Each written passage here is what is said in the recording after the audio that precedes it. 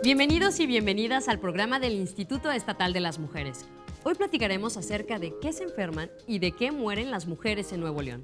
Luis, ¿cómo estás? Muchísimas gracias, bienvenidas y bienvenidos. Estamos ante un problema estructural, sobre todo por la desatención y la desprotección de las personas mayores, en especial de las mujeres. Así es. En 2012 se dio a conocer en un estudio que el 6.3% de la población de mujeres que eran jubiladas o pensionadas sí contaban con acceso a seguro médico. Pero, ¿qué pasa con las otras mujeres que no tienen o se encuentran en esta situación? ¿Qué te parece si despejamos estas dudas y arrancamos con el programa La llave de la igualdad?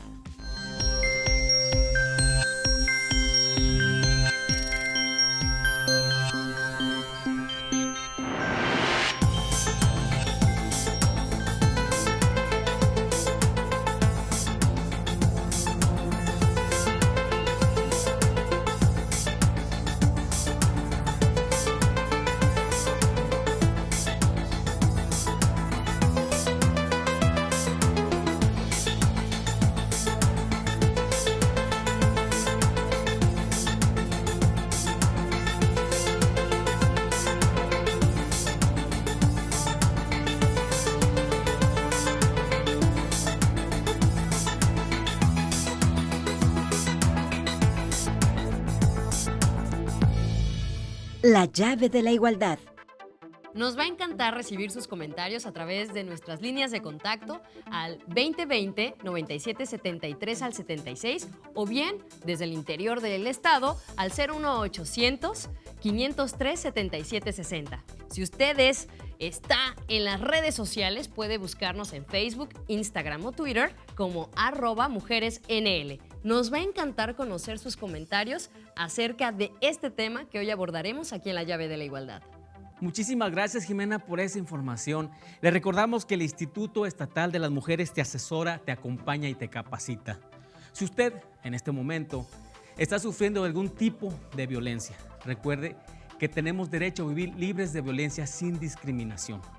Cualquier servicio que ocupe, nuevamente le voy a repetir los teléfonos, que es el 2020-9773.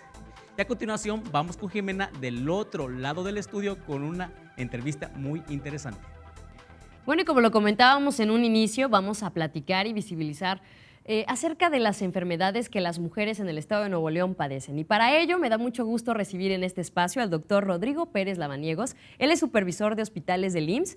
Y bueno, pues bienvenido, doctor. Muchas gracias por acompañarnos. Gracias por invitarme. Y sí, para comentarle que la principal causa de muerte en las mujeres pues es el cáncer. El cáncer de mama es uno de los principales cánceres del norte de la región de México, en donde podemos ver que hay mayor prevalencia en nuestro estado como causa de muerte. Otro de los cánceres que causa la muerte en las mujeres es el cáncer cérvico-uterino. Ambos cánceres son predecibles y prevenibles si se detectan a tiempo y la mujer recibe atención oportuna. Ahora esto, hablando particularmente del cáncer, no solamente ataca a las mujeres adultas mayores, ¿verdad? Así es. Anteriormente se pensaba que el cáncer llegaba nada más en la edad adulta. Actualmente estamos viendo ya cada vez más frecuentemente el cáncer en las mujeres jóvenes. Y eso es algo que debemos de tomar en cuenta, sobre todo por los factores de riesgo, nuestra alimentación y todos los factores genéticos que conllevamos en nuestra persona. Entonces, siempre hay que estarnos checando y siempre hay que estar consultando con nuestro médico. Así es. ¿Cuál es otra de las enfermedades u otra de las causas de muerte de las mujeres en nuestro estado? La segunda causa de muerte en el estado es los accidentes automovilísticos y accidentes diversos, porque también entran suicidios y otro tipo de situaciones. Es importante también la prevención de este tipo de riesgos y prevenir en máximo el manejar con cuidado, el no estar teniendo distractores a nuestras manos. Híjole, ya sí ni cómo defendernos, doctor, muchas veces, ¿verdad? Porque ahora tenemos esta dependencia terrorífica a los dispositivos móviles y aparte, bueno, pues nosotras nos encanta de repente jugarla adrenalínicamente al volante, arreglándonos y demás. Y entonces, pues esto, sin duda, me sorprende, bueno, no me sorprende, pero sí me sorprende el hecho de que sea una de las principales causas. Es parte de la evolución que hemos tenido en nuestra sociedad, esta tecnología que nos lleva a estar más distraídos de lo normal. Y pues sabemos que los accidentes siempre han sido, cada vez van en aumento, cada vez tenemos más parque vehicular, entonces todo eso nos conlleva a tener más riesgo. Así es, y ahora las enfermedades. Las enfermedades, la tercera causa son las enfermedades crónico-degenerativas. Las enfermedades crónico-degenerativas como la diabetes y la hipertensión, que también, al igual que el cáncer, pensamos que es una aparición en edad adulta y no. Estamos viendo que nuestra alimentación, nuestro ritmo de vida, estrés y otros factores genéticos nos conllevan a la aparición de diabetes y de la hipertensión. Y con esto llevar poco a poco a tener mayor complicación y una baja calidad de vida en nuestra vejez. Ahora que comenta eso y que, bueno, cuando más jóvenes estamos y que de repente podemos, por estos factores de riesgo que nos comenta, pues no estamos pensando realmente las mujeres jóvenes en que vamos a envejecer, ¿no? Y que esta cuestión de crónico-degenerativa quiere decir que nos va a acompañar pues prácticamente toda nuestra vida, ¿no? Sí, y es algo que en la juventud, las jóvenes piensan, a mí no me va a pasar. Y lamentablemente nos está pasando y nos está llegando cada vez más frecuentemente a edades jóvenes. Y con esto llevar una calidad de vida y un estilo de vida diferente, porque a bien decía un compañero de nosotros que él no vivía con la diabetes, sino la diabetes vivía con él. Y es un estilo de vida cambiar nuestras costumbres, nuestros vicios, nuestra mala alimentación. Entonces, viene de todo esto, la raíz es prevenir.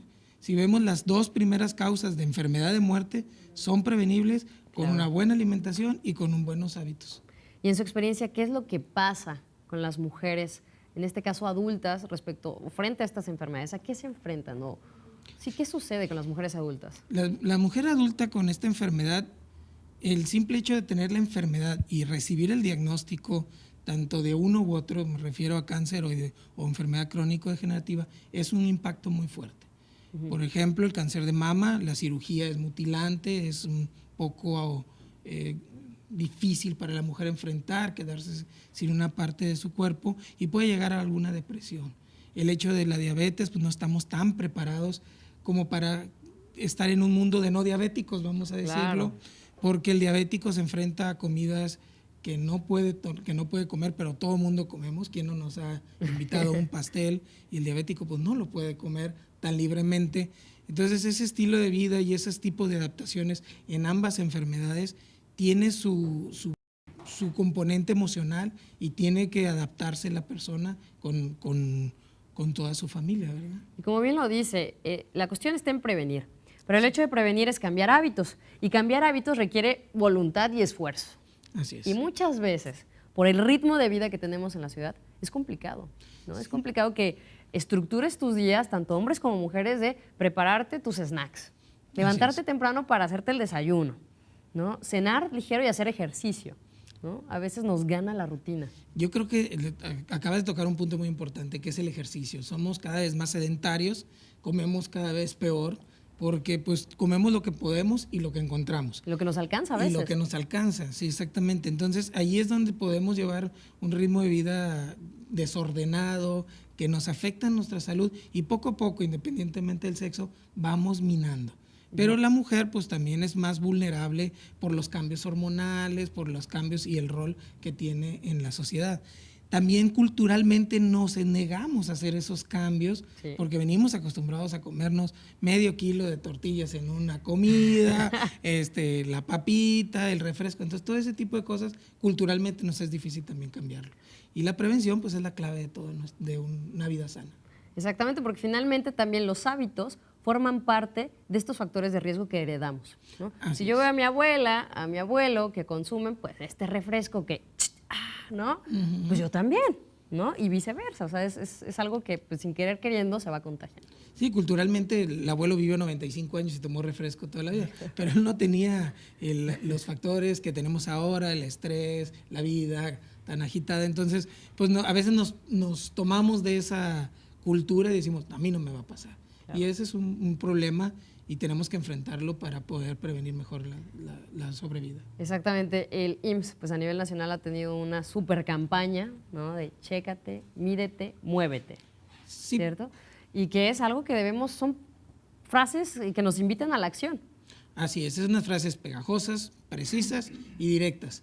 El IMSS ha visto que la diabetes es una de las complicaciones más importantes que tiene y con más inversión en salud tenemos entre nuestros pacientes. Por eso tenemos programas preventivos, programas de detección oportuna, programas de prediabéticos, diabéticos, hipertensos, ejercicios y educación. Como bien lo dice el Instituto Mexicano del Seguro Social, tiene su parte social, lo cual tenemos centros de seguridad social donde nos pueden ayudar a cómo cocinarnos, cómo hacer ejercicio y cómo plantear una mejor alimentación y unas mejores costumbres. Que además, así para ir redondeando el tema, cada enfermedad o cada accidente, pues obviamente tiene una repercusión en la familia, ¿no? En el caso de las mujeres, pues obviamente una mujer que recibe una noticia de alguna enfermedad, pues también se va desencadenando otro tipo de padecimientos, ¿no? Como comentaba ahorita, la depresión y otro tipo de cosas. Y sabiendo que la mujer es el pilar de la familia, tendremos que cuidar a nuestro pilar porque ella es la importante estructura familiar que nos va a ayudar a tener una sana convivencia familiar. Entonces es importante cuidar a nuestras mujeres. Ok, brevemente, aquellas mujeres que por alguna situación no estén adscritas o sean derechohabientes, ¿qué oportunidad tienen? Bueno, las pacientes no derechohabientes tienen otras instituciones en las cuales pueden acudir. Está el Seguro Popular, que en este caso nos ayuda a la atención médica. Están las instituciones del sector salud, que también son muy buenas para la atención en ese tipo de enfermedades y en otras más. Y el sector privado, ¿verdad? Que todo depende de la capacidad económica de cada persona. Es decir, hay que buscar alternativas pues, para cuidar de nuestra salud. Doctor, muchísimas gracias.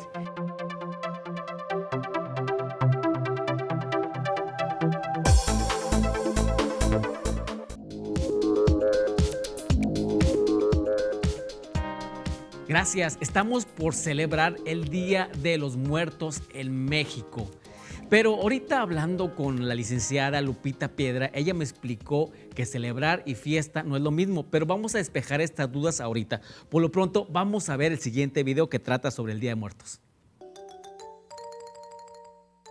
Despedir, recordar o celebrar a los muertos puede parecer algo triste y hasta solemne en muchos países, pero no en México. Nuestro país es reconocido en el mundo por su forma alegre y divertida de celebrar a la muerte, una cultura prehispánica presente aún en la vida diaria mexicana. Y aunque el Día de Muertos ha librado una lucha de expiración con el Halloween, las calaveras de plástico, los cráneos de dulce o chocolate, el pan con sus huesitos, las flores de cempasúchil en las tumbas y la instalación de altares de muertos son costumbres que vemos más año con año. Guadalupe Posadas decía en su fragmento del poema suelto: hay hermosas garbanceras de corsé y alto tacón, pero han de ser calaveras, calaveras del montón. Gata que te pintas chapas, con ladrillo o bermellón, la muerte dirá, no escapas, eres cráneo del montón.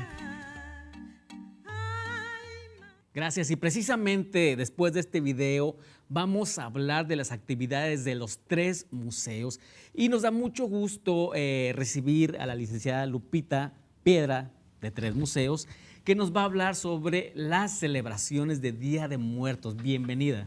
Hola, mucho gusto. Platíquenos qué va a pasar en estos días, qué van a ofrecer al público. Bueno, este domingo hay un programa bastante amplio que inicia desde las 12 del día con talleres familiares acerca del tema de la celebración del Día de Muertos.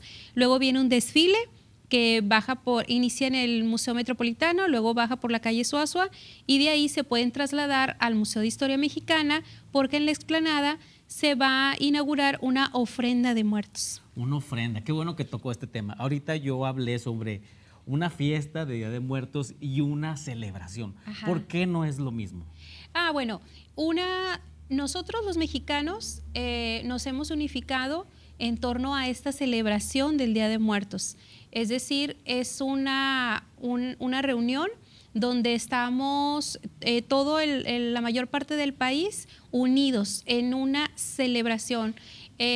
Una fiesta puede omitirse algún mes, algún año, pero una celebración es una cita. Es una cita como si fuera la misa que no puede faltar los domingos y una fiesta, esta vez no me voy a celebrar, mejor Exacto. Lo celebro lo voy a festejar dentro de 2 meses o no voy a hacer nada porque las condiciones no se dieron. Aquí es una celebración de Día de Muertos el día 1 y 2 de noviembre, Día de los Santos Difuntos según el calendario católico también. Así es. Los mexicanos tenemos una cita, vivos y muertos, el 2 de noviembre. ¡Oh, qué mello! Pero bueno, precisamente vamos a hablar de esta fecha que se constituyó el de 2003. La UNESCO la dijo que era Patrimonio Cultural de la Humanidad. Así es, está calificada como obra maestra. ¿Y esto cuándo sucede? Es el número 57 de 90 que hay en el mundo, el Día de Muertos en la celebración mexicana, porque es una celebración que ha trascendido. No solo es tradicional, sino que es contemporánea. Entonces, ha trascendido los tiempos y es memoria oral, se conoce como obra maestra de memoria oral e inmaterial, unifica, y también es una invitación para que el resto de países o pueblos también inventaríen sus actividades en torno a celebraciones de este tipo, muy, muy vivas. Esa es la característica principal, fíjate, tiene que estar vivo. Es tradicional, pero tiene que estar vivo. Entonces, a partir de ahí ya estás retomando historia y ya estás haciendo que algo una a generaciones pasadas con intermedias y futuras. Qué bien, porque nos dimos cuenta que también hay países de Centroamérica y sobre todo Estados Unidos que celebra esta fecha por los migrantes mexicanos o las tradiciones que ya son por mucho tiempo allá, se celebra también en Estados Unidos. Ahorita tocó un tema muy interesante sobre qué es una ofrenda y qué es un altar. Un altar. ¿Cuál es la diferencia entre una ofrenda y un altar? Así es. Bueno, un altar puede ser, es un memorial dirigido a alguien que vivió, Ajá. a un ser querido que está en tu corazón, en tu historia y en tu memoria. Puede tener 3 o 7 escalones. Y tiene elementos vinculados a los 4 elementos asociados fundacionales del universo: viento, agua, fuego, aire. Pero una ofrenda toma un toque más artístico. Entonces, una ofrenda a muertos es una construcción artística. En el caso del museo está a cargo del artista Sergio Rodríguez, y entonces es una rememoración de esta celebración. El altar tiene elementos que no pueden faltar, por ejemplo, los platillos y las bebidas que le gustaban a ese ser que formó parte de nuestra vida y que está siendo celebrado.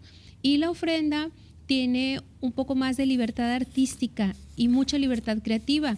Puedes distinguirlos y elegir los materiales que sean convenientes a lo que tú quieres transmitir. En el caso del museo va a ser un cráneo revestido de coloridas flores que seguramente quienes nos escuchan las van a recordar fácilmente, porque son esas flores que están revestidas de cera. Okay. Entonces, que bueno, los tiempos lluviositos y todo esto no impiden que se sigan luciendo, y que son las que muchas veces también encontramos en las ofrendas que se colocan en las tumbas, en los panteones. Entonces va a tener elementos, por ejemplo, luces en el interior, y va a tener espejo en lo que sería el equivalente a los dientes. Entonces, una ofrenda es una representación artística y un altar de muertos es un memorial a alguien que formó una parte muy importante de nuestra vida. Sí, ya más a detalle, ¿qué más vamos a encontrar en los 3 museos? Bueno, hay un concurso de Catrina y Catrina en 3 categorías: niños, adolescentes y adultos. Los premios están muy buenos. Sí. Se inscribieron previamente y tienen que caracterizar a personajes históricos ya fallecidos. Luego va a haber una obra de teatro, Doña Pelos y los Espíritus. Muy bien. Y Francisco y Madero, es muy divertida, con el grupo 732 a cargo de Jessica Silva. Y va a haber talleres manuales donde las familias van a poder hacer objetos que pueden incluso formar parte de sus altares, y pueden presenciar también la inauguración de esta ofrenda a muertos. Licenciada Lupita, ¿a partir de cuándo inicia todo esto? ¿Precisamente ese día, o ya pueden ir a visitarlos, o cómo está esto? Bueno, las celebraciones están concentradas en día domingo. Sí. La ofrenda va a durar hasta noviembre 11, pero a partir de las 12 del día del domingo los esperamos con todo gusto, puertas abiertas, entrada gratuita, y seguramente van a encontrar algo en lo cual van a poder trabajar y van a poder celebrar el Día de Muertos. Platíquenos cuáles son estos 3 museos, cuáles son los nombres. Muy bien. 3 museos está integrado por el Museo de Historia Mexicana. A través de un túnel nos conectamos al Museo del Noreste y dentro del Palacio de Gobierno encontramos la historia de Nuevo León a través del Museo del Palacio. El Museo del Palacio. Dijo que es completamente gratuito todos estos servicios. ¿Hay algún Facebook o alguna página donde podemos consultar esta información? Sí, claro que sí. Es 3 museos con un número, 3 museos, y ahí nos encuentran en las 7 redes sociales. ¿Algún teléfono? 2033-9898, extensión 118. Muchísimas gracias, licenciada Lupita Piedra. Vamos del otro lado del estudio con Jimena. Muchísimas gracias, Luis. Y bueno, son muchas las situaciones de las mujeres. En el caso de la cuestión conyugal, pues ¿qué pasa con las mujeres viudas, con las mujeres divorciadas? Hay mucho que ahondar en este tema, sobre todo pues en la cuestión de ¿qué pasa cuando envejecen? ¿Quiénes ven por ellas? ¿Quiénes se hacen cargo y cuáles son las necesidades de estas mujeres? En el siguiente bloque vamos a platicar con la doctora San Juana Gómez Mendoza. Ella es psicóloga con especialidad en gerontología. También nos va a acompañar la doctora Blanca Mirtala Tamés Valdés. Ella es doctora en filosofía con orientación en trabajo social y políticas comparadas de bienestar social. Pero bueno, vamos a una breve pausa y regresamos para que podamos platicar acerca de este tema.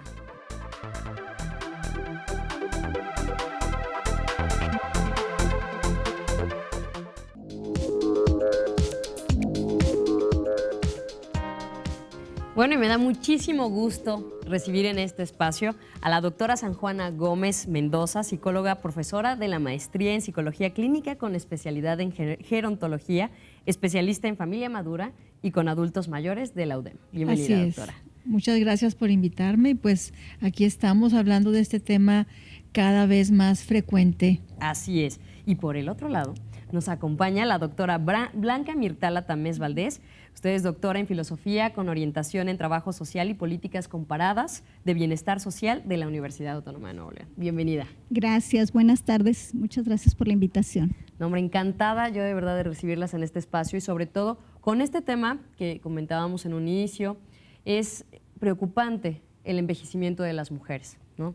El contexto de las mujeres, todo lo que envuelve y algunos, no sé si esté correcto, doctora, usted me podrá corregir, la cuestión si es un síndrome que se conoce como el nido vacío o qué pasa cuando la mujer se enfrenta a ella misma en el hogar, ya cuando pues no hay nada de lo que le contaron. Y además algo que también quisiera ahorita visibilizar es pues qué pasa con estas redes, ¿no? Entonces, pues empezamos, ¿qué le parece, doctora San Juana? Bueno, pues mira, primero déjame comentarte que esto que hablas acerca de las mujeres tiene su nombre, se le llama feminización de la vejez. Wow. ¿A qué se refiere esto?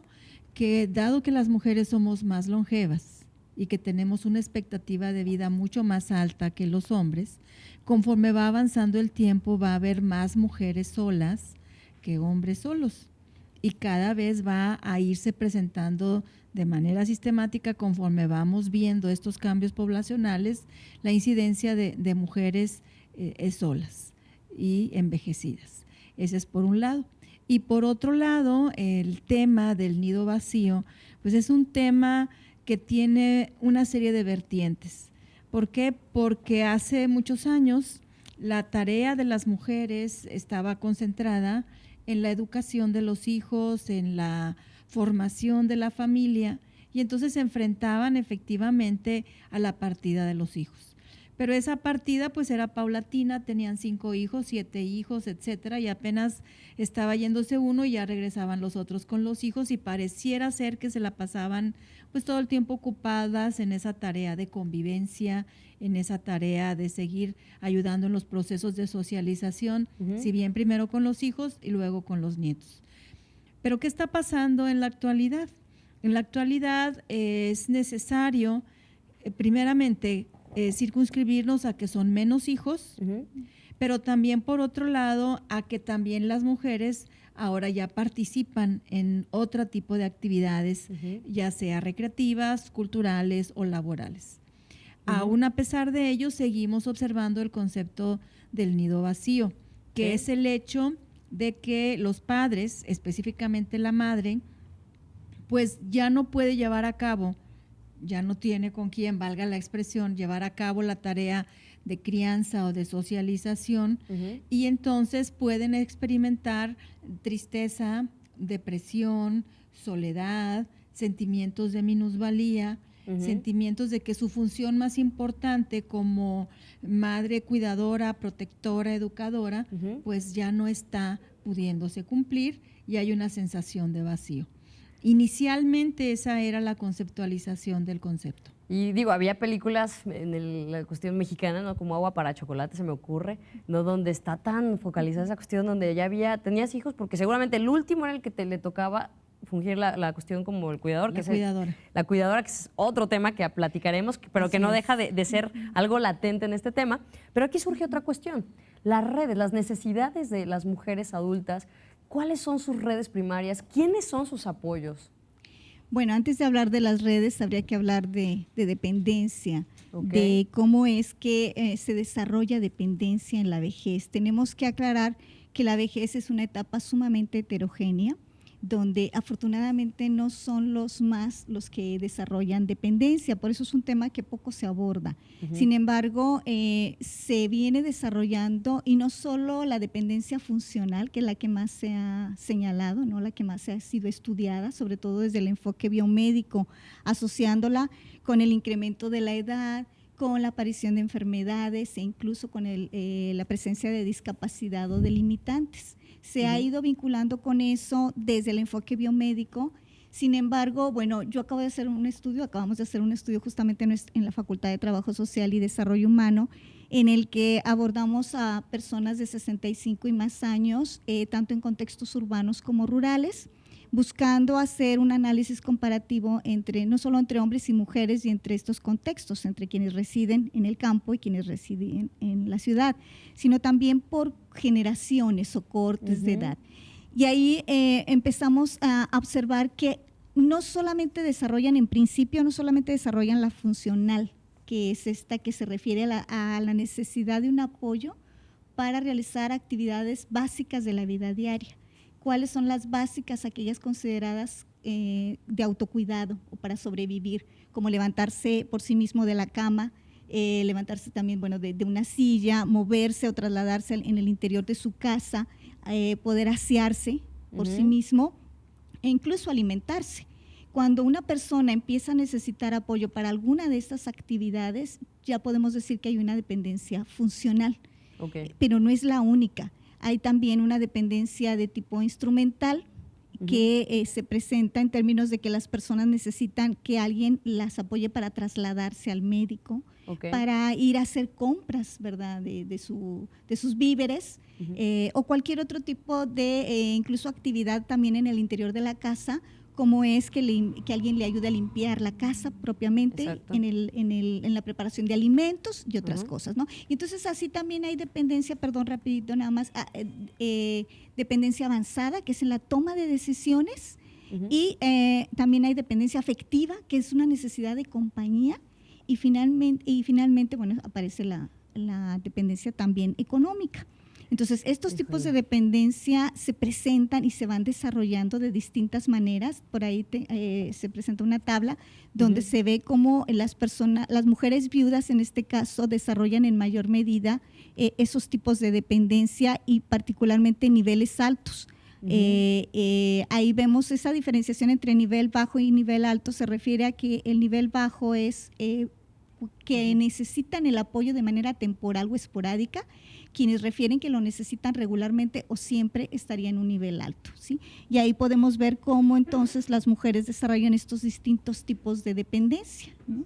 Y dependiendo, como bien dice, pues la edad y pues el estado en el que se encuentran, ¿no? O sea, en el estado refiriéndome de solteras, casadas, viudas, ahí me imagino que aumenta la cuestión de la vulnerabilidad respecto a este tema, ¿no? Sí. Ahora, el proceso de envejecimiento, doctora San Juana, desde esta perspectiva, ¿sí se siente cuando una mujer va envejeciendo? Bueno, ¿O estamos conscientes de eso? Porque pues muy pocas veces como que pensamos en eso. Es más, hoy sabemos que podemos vivir más, pero realmente es como, ay no, prefiero no. O sea, no sabemos, mi generación o la generación ya bien joven ya, ¿verdad? Pero no sabe qué esperar, ¿no? A diferencia de otras que lo que hacían trabajaban por el futuro. ¿no? Mira, para empezar, el tema del envejecimiento tiene finalmente implicaciones sociales, psicológicas, económicas. Es un constructo multidimensional en donde nosotros tenemos que considerar lo que la persona hace, cómo la persona se siente, cómo la persona se ve y cómo los demás ven a la persona. Entonces, todos esos elementos participan en lo que sería la construcción del envejecer. Nosotros vamos a encontrar personas que son jóvenes, biológicamente hablando, pero que quizá por el estilo de vida, quizá por una condición genética, quizá por la manera en que ellas se perciben, ellas se pueden describir como envejecidas. Y te vas a encontrar personas que quizá biológicamente tienen mucho más edad, pero que por su convivencia, por su estilo de vida, por sus condiciones físicas, pues te van a decir que se sienten todavía jóvenes y no les va a agradar la idea que le digas sí, claro, que han envejecido. ¿A quién le gusta además? Hay una resistencia, pero a lo natural. Bueno, recordemos que el envejecer forma parte de la vida y que desde el momento en que nacemos empezamos a envejecer porque va avanzando el proceso. Sin embargo, bueno, las primeras etapas de nuestra vida son propiamente de desarrollo, de mejora, de conquista, de posicionamiento, etcétera. Luego viene un periodo, podríamos decirle, de meseta, de estabilidad, y luego viene poco a poco el irse retirando, ya porque finalmente hay una realidad que son los cambios físicos, que son los cambios cognitivos, que forman parte de un proceso normal del avance de la vida. Ahora, ¿cuáles son las buenas noticias? El estado de Nuevo León es el estado que tiene la expectativa de vida para las mujeres más alta de todo el país. ¿En serio? Casi 80 años. ¿Sí? ¡Wow! Entonces los vamos a tener mucho tiempo ustedes por acá. Definitivamente, ¿no? Entonces, ¿eso de qué nos habla? Nos habla de toda la serie de indicadores involucrados en esa expectativa de vida, como es las condiciones de salud, como es el acceso a los servicios de salud, como es el hecho de que cada vez las mujeres también participan en procesos productivos, sociales, de crianza, educativos, culturales, que de una u otra forma vienen a contribuir a que en el caso de Nuevo León pues tengamos la expectativa de vida más alta del país. Y ahí es donde entramos a la cuestión de las necesidades. Claro. ¿No? O sea, ¿qué necesitamos para poder llegar a un envejecimiento pleno, ¿no? Bueno, sí, pero además está este tema que ahorita señalábamos de la heterogeneidad, ¿no? Ajá, que sí, podemos vivir más años, lamentablemente no todos los vivimos con calidad de vida, que yo creo que es el punto en el que hay que trabajar más, trabajar para que lleguemos pues más personas y sobre todo las futuras generaciones con más calidad de vida, que podamos enfrentar la vejez entonces de una manera autónoma, funcional. Ese es el punto, ¿no? Justamente al que pretendemos llegar.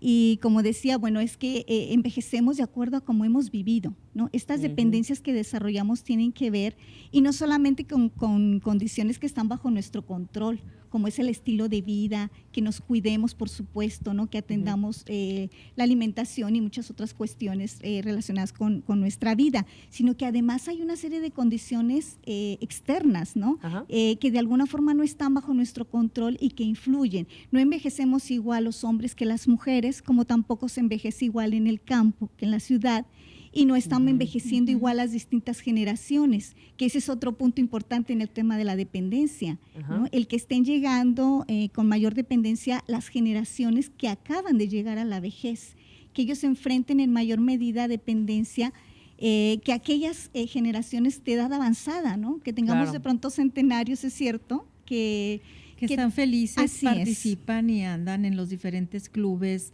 de adulto mayor que hay en los municipios, por ejemplo. Y que ahora hay certámenes también de belleza, y hay certámenes de de baile, y hay infinidad de actividades. Actividades realmente, así es. Y aquí el punto es que logremos entonces que en todos estos grupos lleguemos en mejores condiciones, ¿no? Justamente de autonomía y de funcionalidad. Envejecer con dignidad. Sí. Pues, y con calidad de vida. Y con calidad de vida, precisamente en el bienestar. Pues les agradecemos muchísimo. A mí se me pasa volando el tiempo. Muchas gracias por acompañarnos. Vamos a realizar una pausa y regresamos aquí a La Llave de la Igualdad.